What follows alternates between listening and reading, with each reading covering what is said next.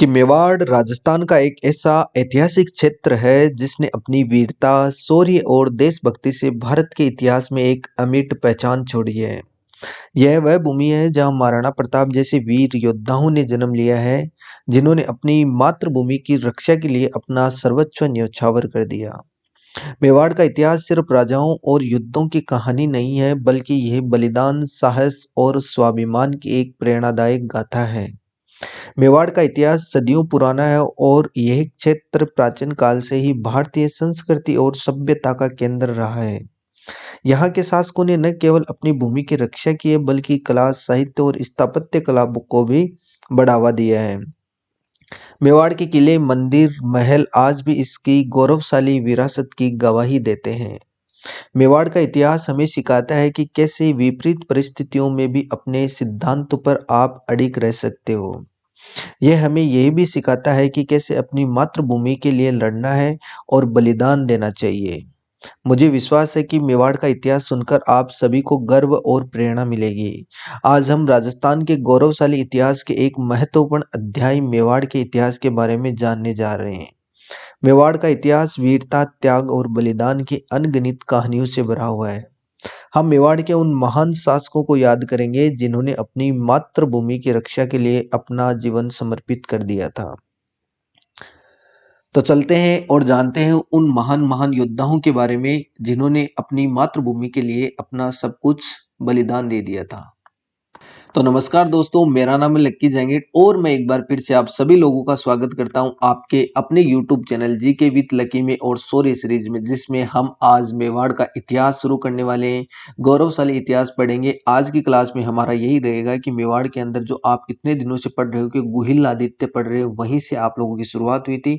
तो ये गुहिलादित्य कौन थे, इनकी जन्म की कहानी क्या है, आज की क्लास में हम वहीं से स्टार्ट करेंगे कि मेवाड़ का इतिहास आपको स्टार्ट कहाँ से करते हैं। भगवान श्री गणेश का नाम लेते हैं और हम करते हैं हमारी क्लास की शुरुआत। लिख लीजिए भगवान श्री गणेश का नाम, श्री गणेशाय नमः है।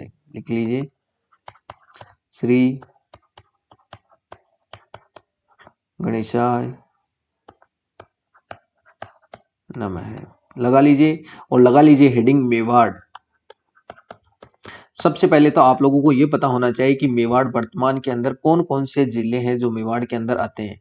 अगर हम राजस्थान की बात करें तो राजस्थान के अंदर वर्तमान में जो जिले मेवाड़ में आते हैं या जिनको हम मेवाड़ के नाम से जानते हैं, वो कौन कौन से हैं उनके बारे में आप लोगों को पता होना चाहिए। ऐसा कुछ राजस्थान है।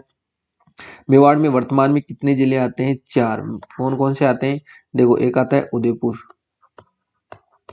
एक आता है उदयपुर, एक आता है उदयपुर के जस्ट ऊपर राजसमंद, जस्ट इसके ऊपर भीलवाड़ा,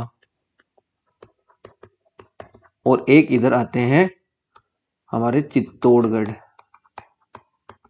तो ये 4 जिले वर्तमान में जो किसके अंदर आते हैं? मेवाड़ के अंदर आते हैं। अब मैं मेवाड़ का इतिहास बताता हूं आपको। कहां से? मैं आप लोगों को बताता हूं पुरानी जो हमारे जो युग हुए थे, द्वापर युग, त्रेता युग, सतयुग, वहां से मैं आप लोगों को मेवाड़ का इतिहास बताता हूं कि कहां से मेवाड़ के इतिहास के अंदर शुरुआत होती है। अगर आप लोगों को पता है, अगर आप लोग सब अगर हमारे हिंदुस्तान के रहने वाले हो, तो मैं आशा करता हूं कि आप लोगों को सबको रामायण के बारे में पता होगा। भगवान श्री राम, भगवान श्री राम के पुत्र हुए थे। उनको उस वक्त, भगवान श्री राम के जब पुत्र हुए थे, उनको उस वक्त कौन सा जो प्रदेश आवंटित किया गया था या कौन से प्रदेश के उनको राजा बनाए गए थे? तो कौन से थे? लाहौर का। कौन सा? लाहौर का। ऐसा माना जाता है कि उस वक्त उनको राजा बनाया गया था।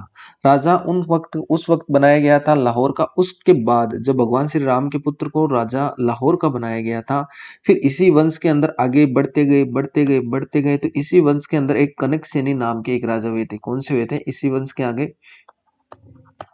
कनक सेनी नाम के क्या हुए थे? राजा हुए थे। कनक सेनी नाम के राजा हुए थे और इनकी पत्नी का नाम क्या था? वल्लभी। इनकी जो पत्नी थी, अर्धांगिनी थी, उसका नाम क्या था? वल्लभी। कनक सेनी क्या अपनी पत्नी से बहुत प्रेम करते थे, इसलिए इन्होंने क्या किया था, लाहौर की जगह, और लाहौर में जो रहते थे उसके बाद इन्होंने क्या किया था, एक राजधानी बनाई, वल्लभी के नाम से एक नगर बसाया। नगर बसाया। उस नगर का क्या नाम रखा? वल्लभी, वल्लभी नगर या वल्लभीपुरी। अपनी पत्नी की नाम पर क्या रखाया था, एक नगर बसाया और फिर इसी को क्या बना लिया था इन्होंने, राजधानी बना ली थी। फिर इसी को क्या बना ली, राजधानी। राजधानी किसको बना लिया था फिर, वल्लभी नगर को। अब कनक सेनी और वल्लभी के, इनके कितने पुत्र होते हैं, चार पुत्र होते हैं। कनक सेनी और वल्लभी के कितने पुत्र हुए थे, चार। ध्यान से देखना, पूरा का पूरा इतिहास आप लोगों की मुट्ठी में होने वाला है थोड़ी सी देर में, कि वास्तव में मेवाड़ का इतिहास जो हम पढ़ते हैं वो कहां से और कैसे पढ़ते हैं। इनके चार पुत्र हुए थे, कौन कौन से, लिख लीजिए। चंद्रसेन, चंद्रसेनी, राघव सेनी, चंद्रसेनी, राघव सेनी, इसके धीर सेनी और वीर सेनी। कौन से, धीर सेनी और वीर सेनी। ये इनके कितने हुए थे, चार पुत्र हुए थे। अब जो चंद्रसेनी है, इन्हीं के आगे जो वंशज हुए, इन्हीं के जो पुत्र हुए थे वो कौन से हुए थे, गुहिल वंश वाले हुए थे। इन्हीं के आगे कौन से हुए थे, गुहिल वंश जो आगे चला था वो किन के वंशज थे, वो चंद्र सेनी के वंशज थे। अगर बात करूं मैं आपकी राघव सेनी की, तो इनके क्या है, अलग अलग जगह पर क्या करते थे, इनके पुत्र राज करते थे और वो अलग अलग नाम से विख्यात हो गए थे। जैसे अगर वो सीकरी पे राज करते थे तो वो क्या कहलाने लगे, सिकरवार। क्या, सिकरवार राजपूत कहलाने लग गए थे, याद है आप लोगों को। और इसके अलावा अगर वो राजगोड़ पे राज करते थे, राजगढ़ या राजगोड़ बोलते, उस पर अगर शासन करते थे वो राजौर कहलाए। तो ये कौन थे, वो राघव सैनी के पुत्र थे। चलते हैं चंद्र सैनी को आगे बढ़ाते हैं और जानते हैं इनके बारे में इतिहास। फिर आगे चलते गए इतिहास अपने आप को दोहराता है, अलग अलग पीढ़ियां आई। अब हुआ क्या था कि इसी की पीढ़ी के अंदर, जो चंद्रसेनी हम पढ़ रहे थे, इसी की पीढ़ी के अंदर, इन्हीं की पीढ़ी में एक प्रतापी शासक हुए थे। कौन, शिलादित्य। कौन हुए थे, शिला शिलादित्य हुए थे इन्हीं की शाखा के अंदर। और उनके काल के अंदर, अब शिलादित्य के काल के अंदर सबसे ज्यादा जो मलेच्छक नहीं थे कि वो आक्रमण कर रहे थे इनके काल में,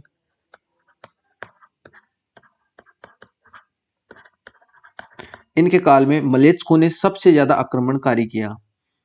सबसे ज्यादा किसने, मलेच्छ, इनके काल में मलेच्छकों ने,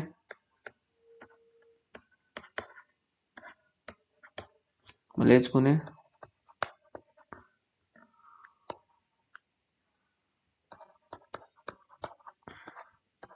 मलेच्छकों ने सबसे ज्यादा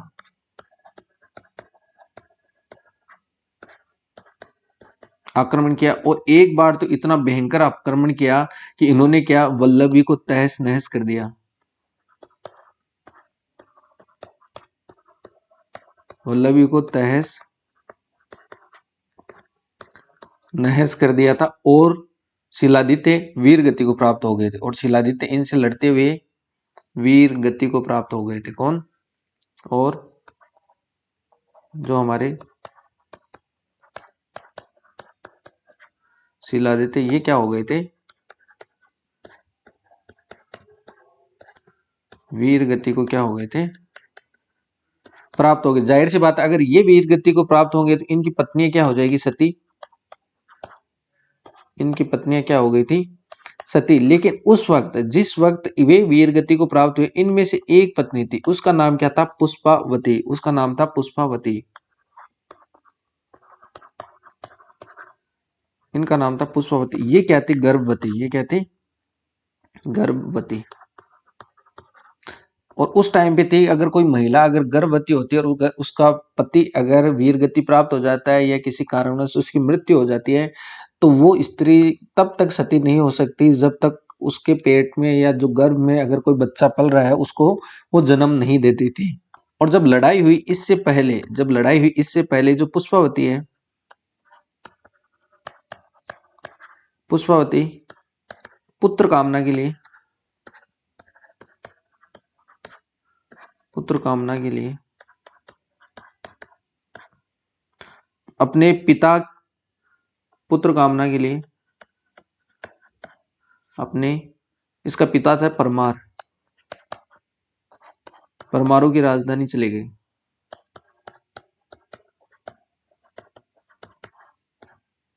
परमाणु की राजधानी। इसके जो पिता थे चंद्रावती आबू पर वो क्या करते थे, क्या नाम था उसकी राजधानी का, चंद्रावती। क्या नाम था, चंद्रावती। और ये कहाँ है, आबू। ये कहाँ है, आबू। और यहाँ पर क्या है, जगदम्बा माँ का मंदिर बना हुआ है। यहाँ पर क्या है, जगदम्बा माता का मंदिर।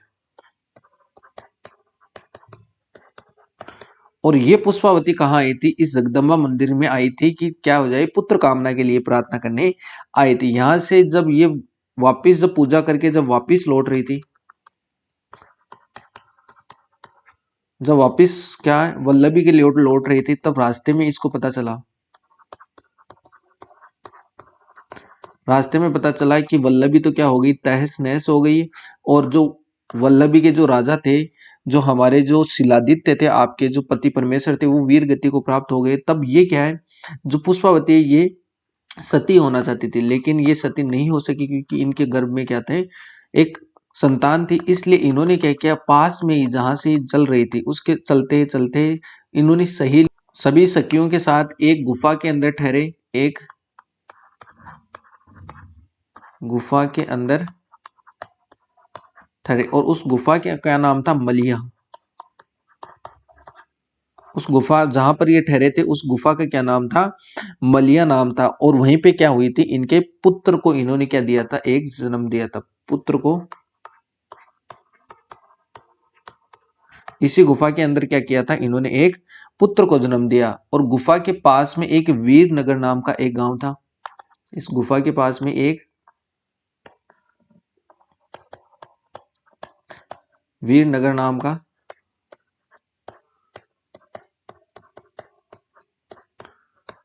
गांव था। अब जाहिर सी बात है, गांव है तो गांव के अंदर क्या है, कोई ना कोई दाई माँ रहती होगी, कोई ना कोई बूढ़ी बुजुर्ग महिलाएं रहती होगी।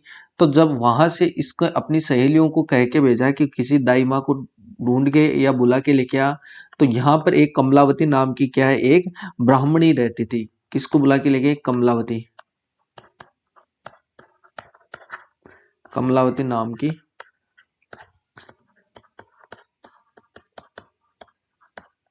ब्राह्मणी को क्या है, ये बुला के ले गए। जब कमलावती आई, तब जो रानी थी, रानी कौन सी थी, पुष्पावती। पुष्पावती ने अपना पुत्र अपना पुत्र दिया और कहा, ये अब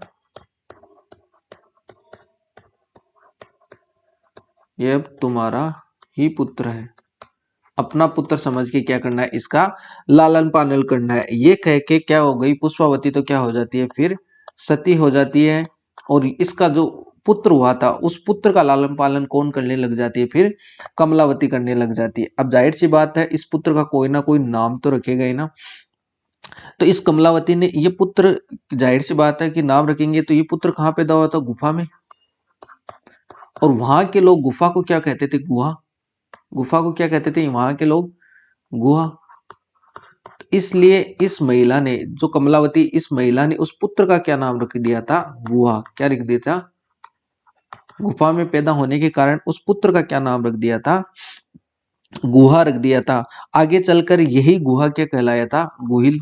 थोड़ा आगे चलकर एक्सटेंड होता गया, गुहा गुहा कहने में लोगों को दिक्कत आ रही थी, तो इसी को क्या करने लगे, गुहिल। और फिर यही क्या बन गया था, गुहिलादित्य। गुहिला, यही क्या बन जाता है, गुहिलादित्य बन जाता है। अब कमलावती को एक बात की पता था, कि कमलावती को ये बात पता थी कि ये जो पुत्र है, ये किसी ना किसी राजा का पुत्र है। इसका मतलब इसके आगे ना कोई वंश चलता रहना चाहिए। पुत्र जैसे जैसे बड़ा हुआ, तो इसको संभालना इसके लिए क्या हो गया था, थोड़ा कठिन हो गया था। पुत्र जैसे जैसे बड़ा हुआ, तो इसको संभालना कठिन हो गया। तो अब ये सोच रहे थे, अब क्या किया जाए। तो इसको पता था कि उस समय क्या है, गुजरात के अंदर, गुजरात का ईडर, गुजरात के ईडर का स्वामी, वे क्या था, बड़ा दानवीर और बलवान था। दानवीर और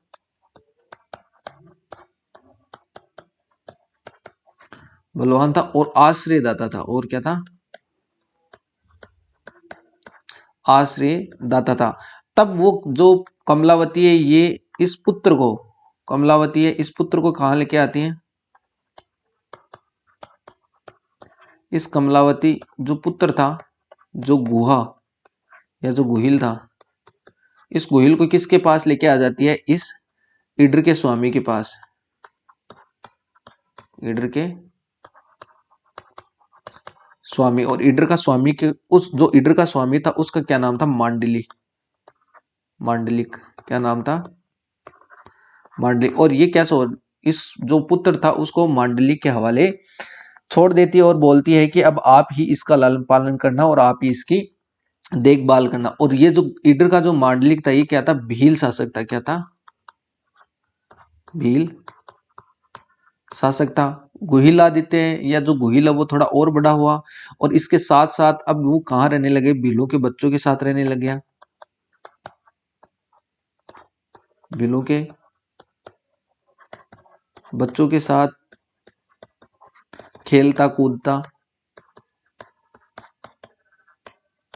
और इन्हीं के साथ क्या हो गया था? ये बड़ा होता हुआ और इन्हीं के साथ क्या अस्त्र शस्त्र की विद्या ली और इन्हीं के साथ क्या किया? इसने घुड़सवारी सीखी।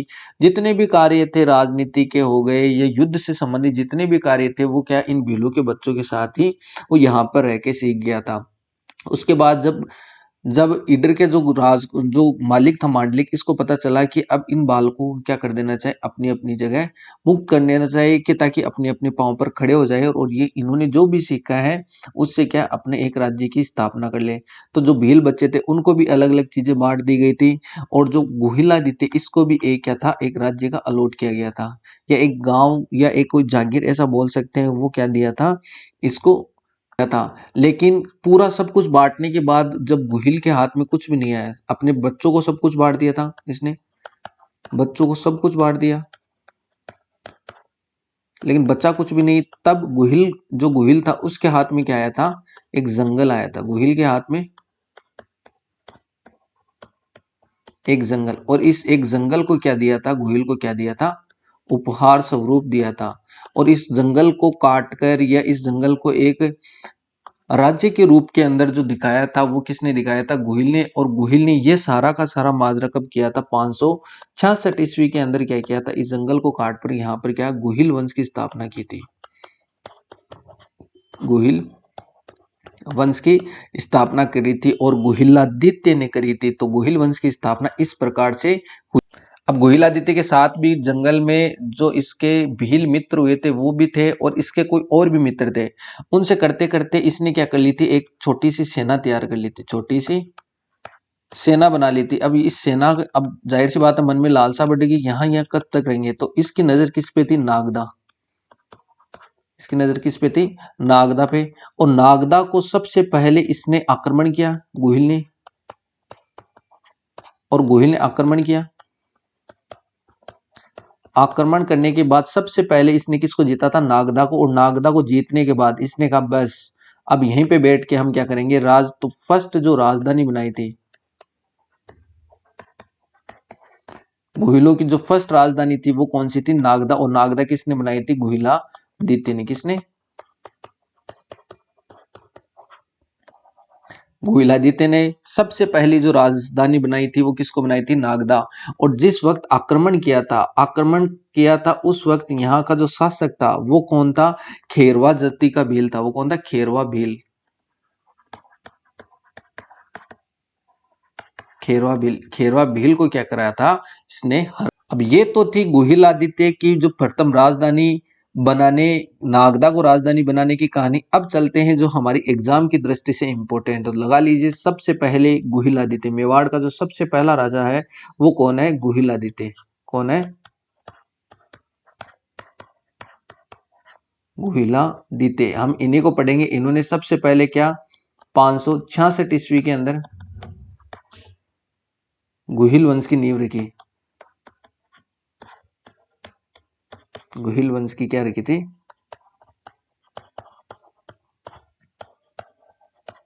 नींव रखी थी। और इनकी सबसे पहली जो राजधानी, वो राजधानी कौन सी थी? नागदा। नागदा वर्तमान में कहाँ है? उदयपुर में। फर्स्ट राजधानी, इनकी प्रथम राजधानी कौन सी रही थी? नागदा रही थी। अब जो हमारी एग्जाम की दृष्टि से इंपॉर्टेंट है वो हम वन बाय वन क्रम से लिखते हुए चलते हैं। सबसे पहले अगर मैं आप लोगों को बात करूं कि मेवाड़ को प्राचीन नाम में किस नाम से जानते थे, तो लिख लीजिए मेवाड़ को प्राचीन नाम, मेवाड़ को प्राचीन नाम शिव के नाम से जानते हैं। क्या है? शिवी के नाम से। किस नाम से? शिवी के नाम से, या जनपद के अंदर। ये कब की बात कर रहा हूं? जनपद युग में शिव जनपदी के नाम से जानते थे। और इसकी राजधानी क्या हुआ करती थी उस वक्त? मध्यमिका। उसकी राजधानी क्या हुआ करती थी? मध्यमिका। शिवी की राजधानी, शिवी की राजधानी क्या हुआ करती थी? मध्यमिका। और मध्यमिका को वर्तमान में क्या बोलते हैं? चित्तौड़। वर्तमान में क्या बोलते हैं? मध्यमिका को चित्तौड़ बोलते हैं। मेवाड़ वाले, जहां पर ये मेवाड़ वाले राज करते थे, यहां पर क्या थे? ध्यान से देखना, अब जो बात बता रहा हूं, सबसे ज्यादा मेहर जनजाति रहती थी। कौन सी? यहां पर सबसे ज्यादा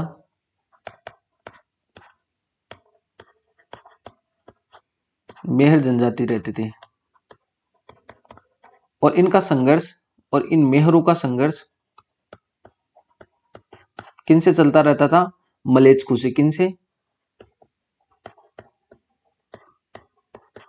मलेच्कु से चलता रहता था। और मलेच्कु को ये हरा दिए थे।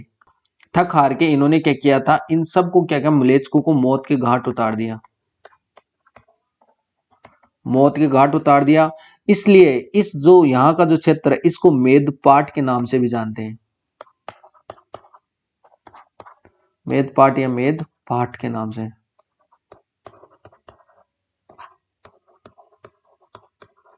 इसका मतलब क्या होता है? मलेच्कु को मारने वाला।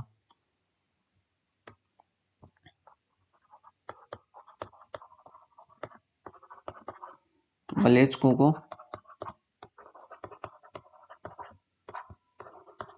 मारने वाला। इसलिए इसको किस नाम से जानते हैं? मेदपाट के नाम से जानते हैं। आप लोगों को सिर्फ इतना ही पता था कि इसको मेदपाट के नाम से जानते हैं। क्यों जानते हैं? इसका कहानी मैंने आप लोगों को बता दी है। जो मेवाड़ की राजधानी क्या थी? उदयपुर थी। इसके बारे में मैंने आप लोगों को बता दिया। और मेवाड़ के अंदर जो उनके जो ध्वजा था, या जो वो रखते थे ध्वजा, उसके बारे में बताया था। उस ध्वजा के ऊपर कुछ ना कुछ अंकित रखता था। तो मेवाड़ के शासकों को रघुवंशी तथा हिंदुआ सूरज कहते थे।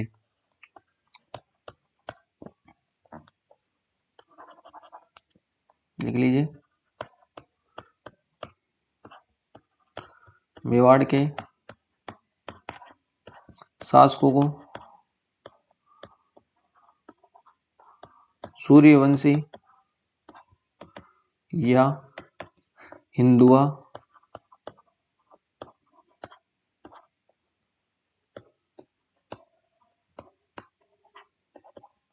सूरज, हिंदुआ सूरज के नाम से जानते थे। और ये इनका एक वाक्य है, वो ज्यादा इंपॉर्टेंट है। इनका वाक्य लिख लीजिए, जो दृढ़ राखी करतार, जो दृढ़ राखी करतार, जो दृढ़ राखी करतार को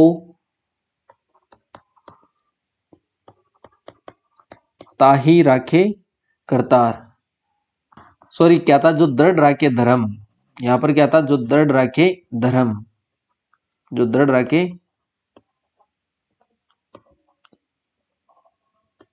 धर्म को ताही राखे करतार। राइमिंग नहीं बैठ रही थी इसलिए। जो दृढ़ राखे धर्म को ताही राखे करतार, ये क्या था? इनका चिन्ह था, या एक बोल सकते हैं इनका वाक्य था। अब मैं आप लोगों को उनके बारे में बताता हूं जो गुहिल वंश को लेके क्या मतभेद रखते हैं। तो लगा लीजिए, गुहिल वंश को लेके मतभेद रखने वाले हमारे इतिहासकार। गुहिल वंश का लेके मतभेद रखने वाले इतिहासकार।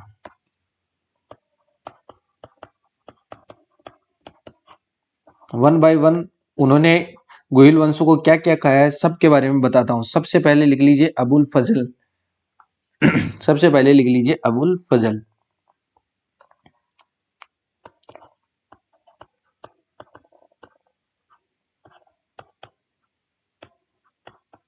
अबुल फजल इन्होंने क्या कहा, इन्होंने कहा है कि ये जो गुहिल के अंदर या जो मेवाड़ के अंदर जो गुहिल वंश है ये यहाँ के नहीं, ये क्या है कि ईरान के, इराक, ये कहा कि इराक के। और इराक के भी किसके, इन्होंने बताया कि नौशेर खां कोई बादशाह था वहां का,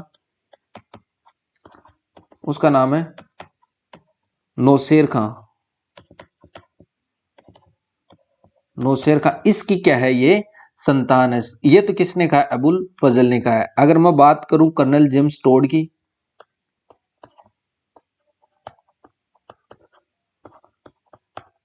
जेम्स टोड खुद विदेशी था, तो इसने भी क्या बताया है कि यहाँ पर जो गुहिल वंश जो शासक करते थे ये कहाँ के, विदेश के। अगर श्यामल दास की बात करूं,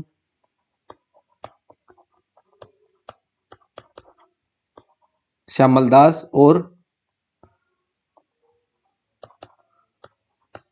मेवाड़ शिलालेख की बात करूं,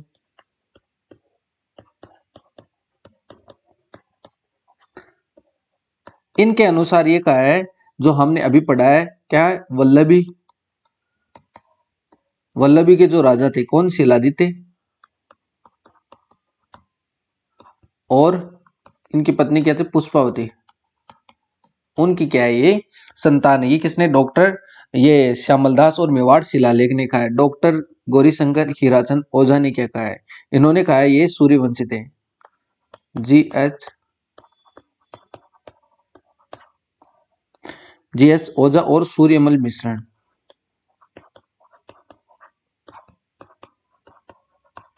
इन्होंने कहा है ये सूर्यवंशी थे,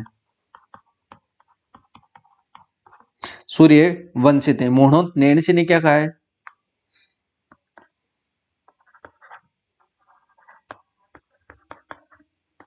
मोहनोत नैणसी अपनी, इनकी पुस्तक का क्या नाम था, नैणसी के हाथ। इसके अंदर इन्होंने क्या बताया है, सूर्यवंशी बताया है, और जो गोहिल वंश है उनकी 24 शाखाओं का उल्लेख किया है। और सबसे शक्तिशाली मेवाड़ के बताए 26 शाखाओं का उल्लेख कौन सी का किया था, इन्होंने गुर्जर प्रतिहारों की 26 शाखाओं का उल्लेख किया। डॉक्टर अगर दशरथ शर्मा की बात करें, लगा लीजिए डॉक्टर दशरथ शर्मा,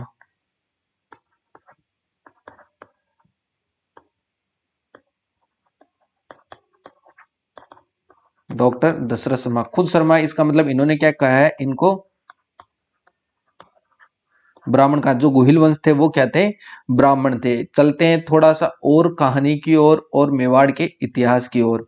अगर प्राचीन नाम के अंदर इसको किसके नाम से जानते थे, मेदपाट के नाम से। मैंने अभी आप लोगों को बताया था इस मेदपाट में क्या क्या आते हैं, उनके बारे में लिख लीजिए। प्राचीन नाम है, प्राचीन नाम क्या है, मेदपाट।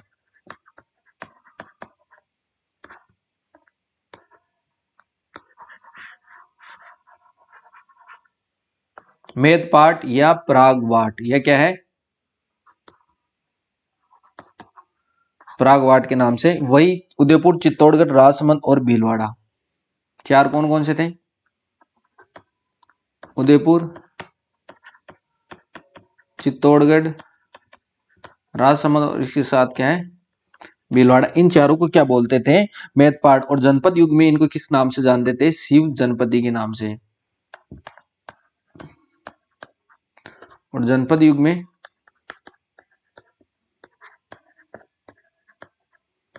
शिव जनपदी के नाम से जानते थे। और इसकी राजधानी क्या हुआ करती थी, मध्यमिका।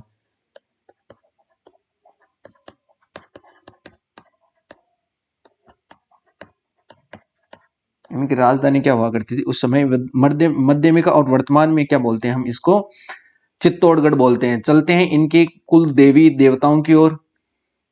मेवाड़ की कुल देवी या गोहिल वंश की कुल देवी,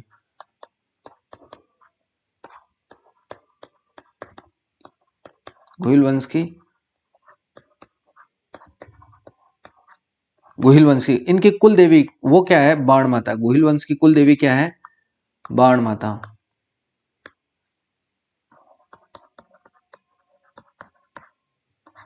इनके दो मंदिर बने हुए हैं, इनके दो मंदिर बने हैं। गोहिल वंश की जो कुल माता बाण माता, इनके कितने मंदिर बने हैं? दो। एक तो है मुख्य मंदिर,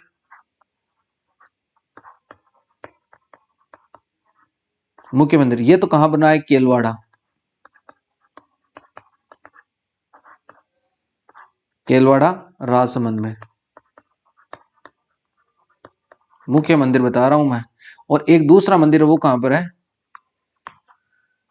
उदयपुर के अंदर बना हुआ। ये तो क्या है? इनकी कुल देवी। अब चलते हैं इनकी इष्ट देवी। दोनों अलग अलग है, ध्यान रखना। कुल देवी अलग है, इष्ट देवी अलग है। इनकी इष्ट देवी,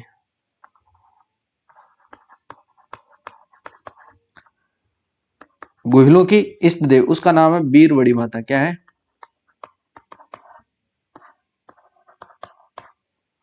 बीरवड़ी माता। इनका मंदिर कहाँ है? चित्तौड़ में। इनका मंदिर कहां पर है? चित्तौड़ में। लिखते हैं इनके लोक देवता या देवता, वो कौन है? एकलिंग जी महादेव।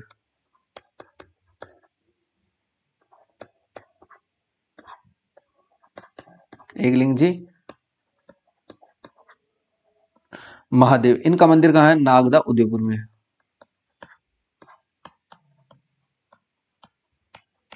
जहां पर सबसे पहले राज करने आएंगे वहीं पे क्या करेंगे? ये भगवान का मंदिर बनाएंगे और वहीं पे क्या करेंगे? अपने इष्ट देव की पूजा करेंगे। एक बात ध्यान रखना, आप लोग राजस्थान के अंदर सुनते होंगे उमराव, गाने भी सुनते होंगे, उमराव थारी बोली प्यारी लागे, सूरत प्यारी लागे। तो वो उमराव क्या बोलते थे? जो मेवाड़ रियासत के अंदर, देखो ध्यान से सुनना, आप लोगों का आज एक भ्रम दूर हो जाता। आप लोग बस सुनते सुनते ही हो। मेवाड़ रियासत में जो लोग किस पोस्ट, सामंत, जो सामंत की पोस्ट पे होते थे, उन्हें क्या कहा जाता था? उमराव। उन्हें क्या कहा जाता था? उमराव कहा जाता था। और वर्तमान के अंदर जो सीमा मिश्रा का गाना भी है कि उमराव थारी बोली प्यारी लागे, सूरत प्यारी लागे। और अगर गोहिलादित्य के बारे में जानकारी है तो हमें इनकी और जानकारी कहाँ से मिलती है? ऊपर मैंने आप लोगों को बताया था, यहां लिख लीजिए इनके बारे में जो जानकारी है, जिनके बारे में हम पढ़ रहे हैं, उनकी जानकारी हमें कहां से मिलती है? मेवाड़ शिलालेख और वीर विनोद ग्रंथ से। मेवाड़, मेवाड़ शिलालेख और इनके साथ क्या है? वीर विनोद, वीर विनोद ग्रंथ से हमें ये जानकारी मिलती है। इन्होंने जो गोहिलादित्य थे, गोहिलादित्य ने क्या चलाए थे? तांबे के सिक्के भी चलाए थे। उस समय इन्होंने कोशिश करी थी तांबे के सिक्के भी चलाए, लेकिन क्या सिक्के, ये सिक्के क्या है? तो मुड़े हुए थे। ये सिक्के हुए थे, मुड़े हुए थे, इसलिए इन सिक्कों को गदिया सिक्का के नाम से भी जानते हैं। गदिया। तो हिस्ट्री में अगर क्वेश्चन आ जाए गदिया सिक्के किसने चलाए थे, तो वो किसने चलाए थे? गोहिलादित्य ने। गए से गदिया, गए से गोहिलादित्य, तो गदिया सिक्का, गदिया सिक्के किसने चलाए थे? गदिया सिक्के। मुड़े, मुड़े हुए या आकृति क्या थी? थोड़ी सी इधर उधर डगमगाई हुई थी, इसलिए इन्हें क्या गदिया सिक्के के नाम से भी जानते थे। ये सिक्के हमें आगरा से भी मिले। इसका मतलब इस समय इनका शासनकाल कहाँ था? आगरा के अंदर भी इन्होंने शासन किया था। वहां पर भी शायद किसी ने किसी को हराया था, इसलिए इनका शासनकाल आगरा तक भी था। इनको गोहिलादित्य को क्या बोलते हैं? गोहिल वंश का आदि पुरुष। ये और लिख लीजिए।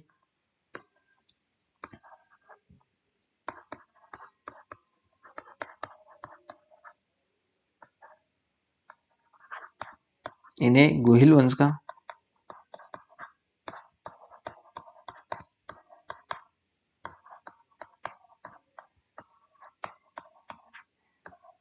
इन्हें गुहिल वंश का क्या बोलते हैं हम, आदि पुरुष मानते हैं। इन्होंने 566 के अंदर ही क्या कर ली थी, गुहिल वंश की स्थापना कर ली थी। और सबसे पहले इनकी राजधानी क्या थी, नागदा। इसके बारे में मैंने आप लोगों को ऊपर बता दिया। इनके भाला था, या जो हिंदुआ सूरज के नाम से इनको जानते थे। ये सारी की सारी जानकारी आज हमने क्या की है, गुहिलादित्य में। और गुहिलादित्य ने 566 ईस्वी में नींव रखी थी, और ऐसा माना जाता है 580 तक इनका क्या था, शासन काल था। इनके बाद कौन आते, उनके बारे में चर्चा हम कल करने वाले हैं। आज की क्लास के अंदर हमने देखा है कि मेवाड़ की हिस्ट्री की शुरुआत कहाँ से होती है, कैसे गुहिलादित्य का जन्म हुआ था, कौन इनके माता पिता थे, और क्या आप लोगों के मन में इतने दिनों तक भ्रांतियां थी। और उमराव के बारे में भी मेन तो हमने उनके बारे में जाना कि वो कौन थे। तो ये सारी कहानी थी हमारे मेवाड़ के महान जो गुहिलादित्य थे, जिनको आदि पुरुष बोलते थे, उनकी कहानी। कल मिलेंगे हम इनके आगे जितने भी जो और क्रम के अंदर वन बाय वन, एक भी नहीं छोड़ने वाला, जितने भी इनके वंश के अंदर जितने भी राजा हुए सबको लूंगा, और सबको क्या है, उन्होंने कौन कौन से महान कार्य किए थे, एक कहानी के माध्यम से मैं आप लोगों के सामने प्रस्तुत करने वाला हूं। तो मिलते हैं कल, तब तक जय हिंद जय भारत।